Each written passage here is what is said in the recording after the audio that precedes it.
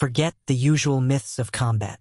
The T-34 you see, named Fighting Girlfriend, Boevaya podruga, does not belong to the army. It belongs to one woman. Mariya Oktyabrskaya sold everything she had to buy it, turning her life savings into an armored bullet of vengeance. So, what kind of power transformed an ordinary woman into an armored nightmare for the Nazis? 1943. The Western Front, Belarus, the bone-chilling cold, among hundreds of Soviet tanks, bearing dry combat designations, one T-34 stands out on its turret, painted in bold white script, Boevaya podruga, Fighting Girlfriend. The commander is a 38-year-old woman, Mariya Oktyabrskaya. She is not a professional soldier. She is a widow. Her grief was forged into metal and fire after her husband fell. She did something unprecedented in military history. She sold everything, from her house, jewelry, to every single souvenir. She used that money to buy this tank herself, and she demanded to drive it herself to the front line. The tank is a sentence. The driver is the final judgment. Mariya Vasilyevna Oktyabrskaya was born in 1905 to a poor peasant family. In Crimea, she found love and stability. Her husband, Major Ilya Oktyabrski, was a political commissar. Their life was the life of the military. Mariya joined women's associations, officers' wives. She learned how to shoot a gun, drive vehicles, and treat the wounded. She believed in the ideals and the strength of the Soviet Union. When the Great Patriotic War broke out, Ilya was deployed to the front line. Mariya was evacuated to the city of Omsk. In Siberia, she worked at an evacuated factory. She waited for letters from her husband. August 1941. The news arrived, cold as ice. Major Ilya Oktyabrski was killed in action. During the battle for Kiev, the suffering was not just tears. For Mariya, it was injustice she could not accept. The truth, she felt, compelled to do something bigger than memorialization. She sold everything. They owned furniture, precious clothes, jewelry, souvenirs. She pooled together her lifelong savings, a total of 50,000 rubles, an enormous sum. During wartime, she wrote a letter sent directly to Joseph Stalin. The letter was not a plea, it was a manifesto. She requested that the 50,000 rubles be used to fund a T-34 tank. With one condition, she must be the one to drive it.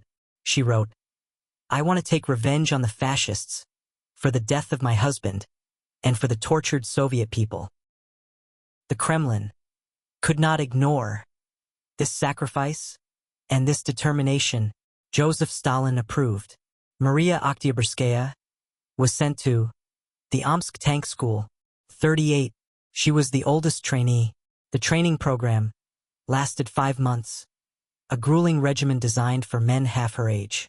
She pushed herself relentlessly, driven by a single burning purpose. She had to learn how to operate the 26-ton T-34, a complex, noisy, and physically demanding machine.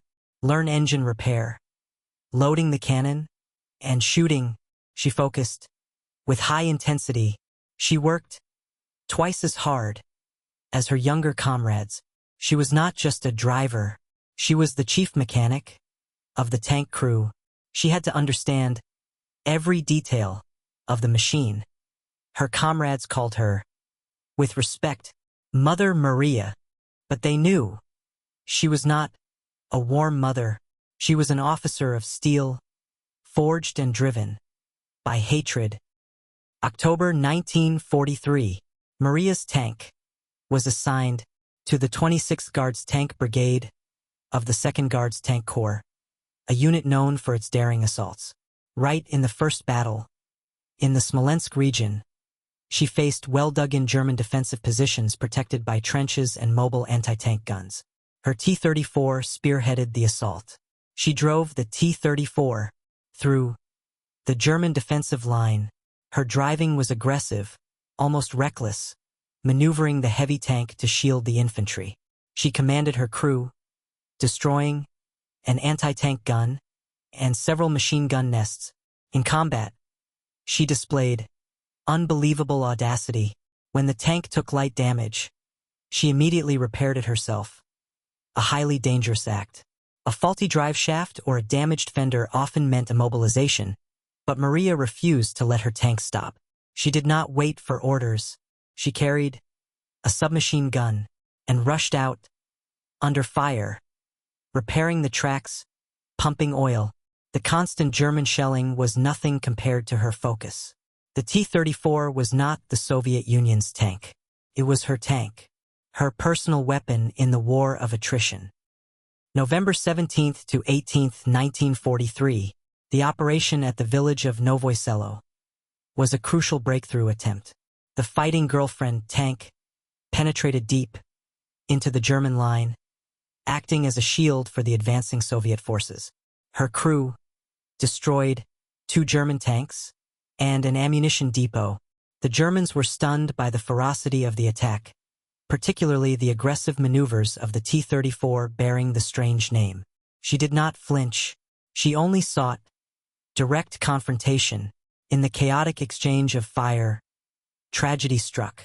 The T-34 was hit by heavy artillery, a direct strike from a hidden anti-tank position. The left track was completely severed. The tank lay immobilized in the middle of the battlefield, like a wounded beast. German soldiers focused their fire on them, hoping to finish the trapped crew.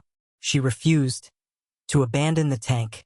This machine was her husband's grave and her vengeance weapon. Mariya jumped out.